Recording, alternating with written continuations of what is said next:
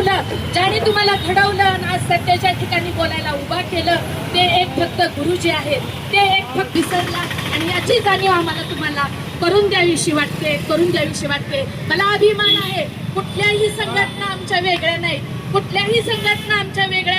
त्या प्रत्येक संघटना हा एक आहेत.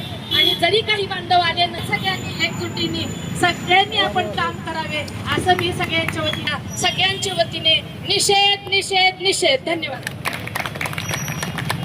ताई. शिक्षक एकजुटीचा रद्द,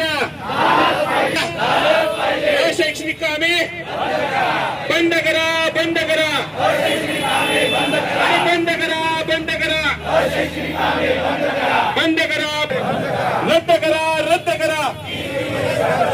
अरे ते रद्द करा. माझ्या पत्रकार बांधवांचं मी मनापासून स्वागत करतो. सर्व पत्रकार बांधव या ठिकाणी उपस्थित आहेत. त्या सर्वांचं आमच्या समोर शिक्षक एकजुटीचा PLOSI रद्द, शैक्षणिक कामे बंद करा. बंद करा.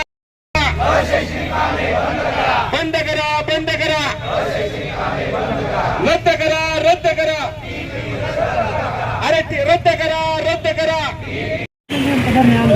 चालू आहे. काय मागणी आहे? आज संबंध महाराष्ट्रामध्ये व्हॉइस इनपुट शिक्षकावर ज्या जाचकाठी लादल्या गेल्या त्या म्हणजे सर्व शिक्षकांनी TET परीक्षा देणे. खरं तर 2010 पूर्वीचे शिक्षक त्यावेळेच्या पात्रता परीक्षा पास होऊन नोकरीमध्ये लागलेले आहेत आणि 2000च्या नंतरचे शिक्षक ते ऑलरेडी झाले आहेत. या ठिकाणी रद्द व्हावी म्हणून संबंध महाराष्ट्रामध्ये आज शिक्षक समन्वय समितीच्या वतीनं आज संबंध महाराष्ट्रामध्ये आंदोलन होत आहे. त्याचबरोबर 15 मार्चचा संचमान्यतेचा जाचक GR रद्द करावा, जेणेकरून विद्यार्थ्याच्या शैक्षणिक हिताचं नुकसान होणार आहे. त्यामधून तो एक निर्णय रद्द करावा.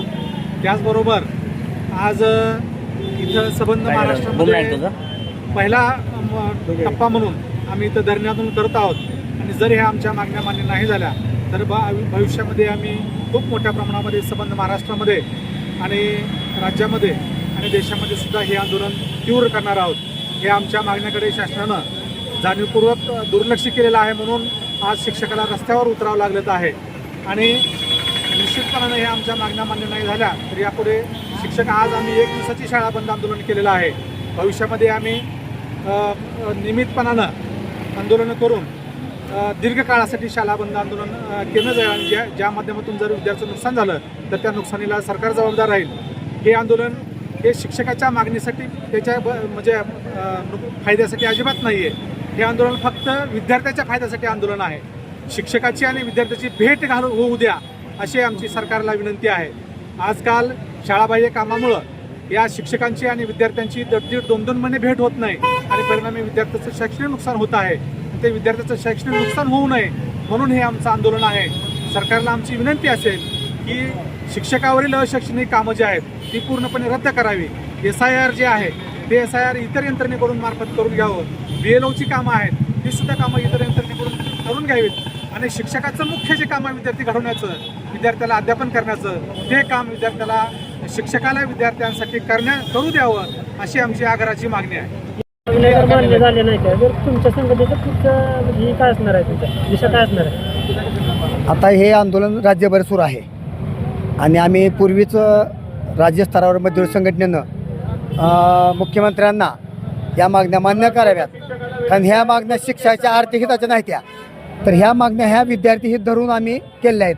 आम्हाला शिकवू द्या आणि विद्यार्थ्यांना शिकू द्या. कारण आज आम्ही शाळेतच जात नाहीत, सर्व कामं ही इतर कामं आहेत. त्यामुळं आम्ही जर हे काम नाही केलं तर भविष्यामध्ये राज्यावर समन्वय समितीच्या माध्यमातून जो काही दीर्घकालीन आंदोलनाचा दिशा ठरेल त्याप्रमाणे आम्ही जिल्ह्यामध्ये ते आंदोलन आम्ही राबवू. आजही राज्यावरून समन्वय समितीच्या माध्यमातून 9 जुलै रोजी संपूर्ण सामूहिक रजा शाळाबंद आंदोलन आणि जिल्हा ठिकाणावर धरणे आंदोलन ठेवलं आहे. कारण या ठिकाणी प्रमुख पदाधिकाऱ्यांनी यावं आणि बाकीच्या शिक्षकांनी धरणे शाळा बंद, कारण आज आमची संख्या राज्यातली हे मुख्यमंत्री जाणार आहे. त्यामुळं शिक्षण मंत्र्यांनी यात लक्ष घालावं आणि विनाकारण विद्यार्थ्याला दूर ठेवलं जात आहे ही प्रक्रिया त्यांनी तात्काळ बंद करावी आणि शिक्षकांना फक्त शिकू द्यावं. आमचं म्हणणं नाही आम्हाला पगार वाढवा. आज हे आंदोलन आम्ही पगार वाढीसाठी केलं ना कुठलंही. आजचं आंदोलन हे फक्त विद्यार्थ्यांना शिक्षणाला गोरगरीब शिक्षण मिळू द्या, शिक्षण मिळालं पाहिजे आणि शिक्षकाला शाळेत बसू द्या, ही प्रमुख मागणी आमची आहे.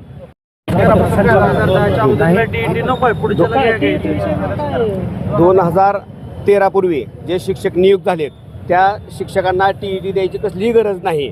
कारण RTEमध्ये जो निर्णय झाला होता त्या निर्णयानुसार 2013 नंतरच्या शिक्षकांना TET पास होणं बंधनकारक आहे. ते TET परीक्षा देऊनच ते नोकऱ्यामध्ये लागत आहे. परंतु या ठिकाणी ज्यांची सेवा 30-30 वर्ष झाली आहे त्या लोकांना सुद्धा TET असं शासनानं बंधनकारक केली आहे. आजची परिस्थिती इतकी वाईट आहे की ज्या शिक्षकाची नोकरी 30 वर्ष झाली आहे तो शिक्षक आहे आणि त्याची 30 महिने नोकरी झाली आहे, तो आज अधिकारी म्हणून त्या ठिकाणी काम करतोय. तर ह्या सर्व TET असेल किंवा BLO असेल या सर्व कामाचा निषेध म्हणून आज संपूर्ण महाराष्ट्रामध्येच आम्ही शाळा बंद आंदोलन आणि धरणे आंदोलन केलं आहे. आज आपल्या धाराशिव जिल्ह्याची परिस्थिती बघितली तर किमान 80 ते 85% शाळा बंद करून जवळपास संपामध्ये या बंदामध्ये 90% शिक्षक या ठिकाणी सहभागी झालेले आहेत. मागण्या मान्य झाल्या नाही. आज फक्त आम्ही 1 दिवस शाळा बंद आंदोलन केले. तर यापुढील काळामध्ये जर मागण्या मान्य नाही झाल्या तर यापुढे आम्ही बेमुदत काळासाठी शाळा बंद आंदोलन करणार आहोत. आणि जे विद्यार्थ्यांचं नुकसान होणार आहे त्या नुकसानीसाठी संपूर्णतः सध्याचे शिक्षण मंत्री असतील, ग्रामविकास मंत्री असतील किंवा मुख्यमंत्री स्वतः जबाबदार राहतील हे या ठिकाणी आम्ही तुम्हाला सांगतोय.